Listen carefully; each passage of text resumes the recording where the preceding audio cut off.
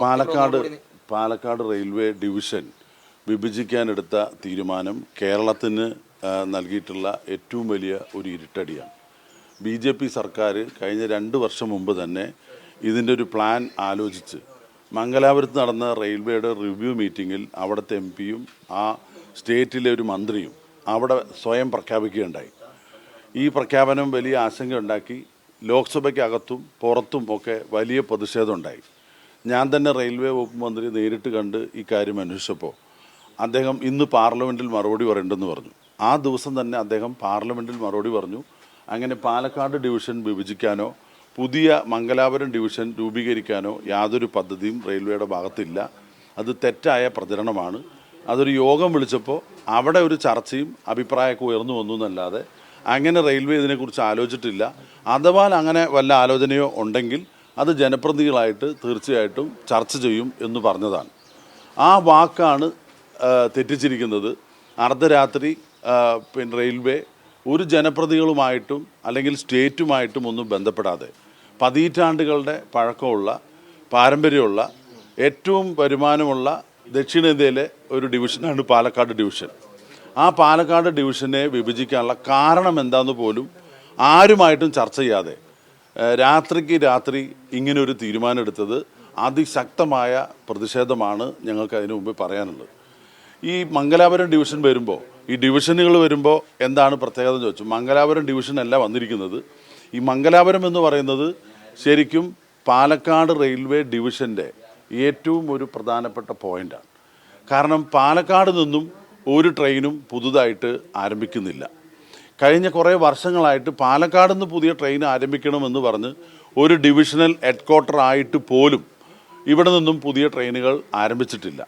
ഇപ്പോൾ പാലക്കാട് റെയിൽവേ ഡിവിഷനിൽ ഏക ട്രെയിൻ സ്റ്റാർട്ട് ചെയ്യുന്ന കേന്ദ്രമെന്ന് പറയുന്നത് മംഗലാപുരമാണ്. ഇതുവരെയുള്ള കണക്ക് പ്രകാരം 83 ദീർഘദൂര ട്രെയിനുകളാണ് മംഗലാപുരത്തു നിന്നും ഓപ്പറേറ്റ് ചെയ്യുന്നത്. അങ്ങോട്ടും ഇങ്ങോട്ടുമായിട്ട് ഈ 83 ട്രെയിനുകൾ സർവീസ് നടത്തുന്നത് പാലക്കാട് റെയിൽവേ ഡിവിഷനിലാണ്. ഈ 83 ട്രെയിനുകളും പാലക്കാട് റെയിൽവേ ഡിവിഷൻ്റെ പേരിലാണ് അറിയപ്പെട്ട് അതിൽ നിന്നുള്ള വരുമാനം പാലക്കാട് റെയിൽവേ ഡിവിഷൻ്റെ പേരിലാണ് ഉണ്ടാകുക. ആ വരുമാനത്തിൻ്റെ അടിസ്ഥാനത്തിലാണ് റെയിൽവേ വികസന പദ്ധതികൾ രൂപീകരിക്കുക.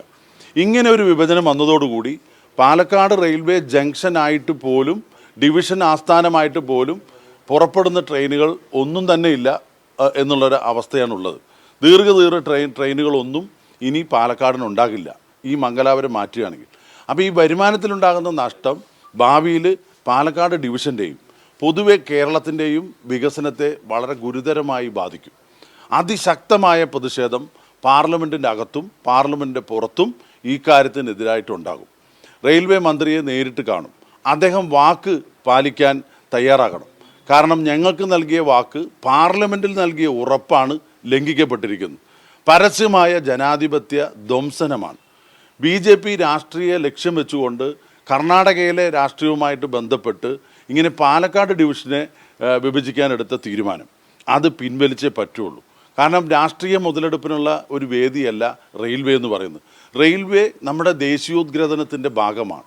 സ്വാതന്ത്ര്യ സമര പോരാട്ടങ്ങൾക്ക് ഏറ്റവും കൂടുതൽ ജനങ്ങളെ കോർത്തിണക്കിയ ഒരു സ്ഥാപനമാണ് റെയിൽവേ.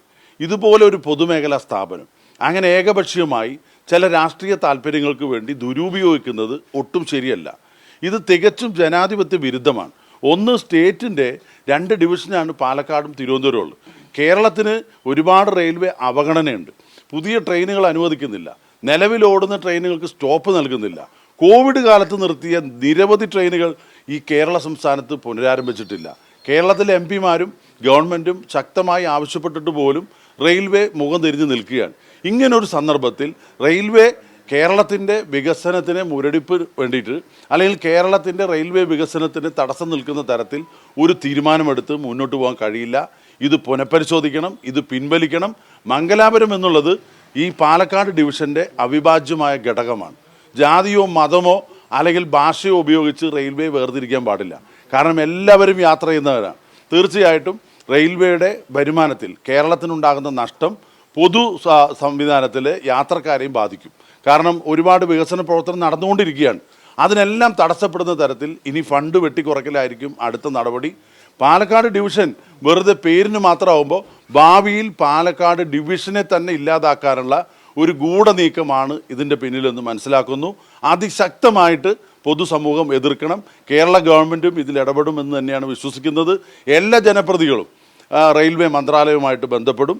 അവരുടെ പ്രതിഷേധം എല്ലാവരും അറിയിക്കും. അവരെല്ലാവരെയും കോർഡിനേറ്റ് ചെയ്യാനുള്ള ചുമതല ഞാൻ തന്നെ ഏറ്റെടുത്തിട്ടുണ്ട്. എല്ലാ എം പിമാരുമായി ബന്ധപ്പെട്ട് പാലക്കാടിനല്ല ഇത് നഷ്ടം, ഇത് കേരളത്തിൻ്റെ റെയിൽവേക്കുണ്ടായിട്ടുള്ള നഷ്ടമാണ്. അതുകൊണ്ട് ഒരു കാരണവശാലും ഈ മംഗലാപുരം സ്റ്റേഷനെ പാലക്കാട് നിന്നും വിഭജിക്കാൻ ഒരിക്കലും അനുവദിക്കില്ല.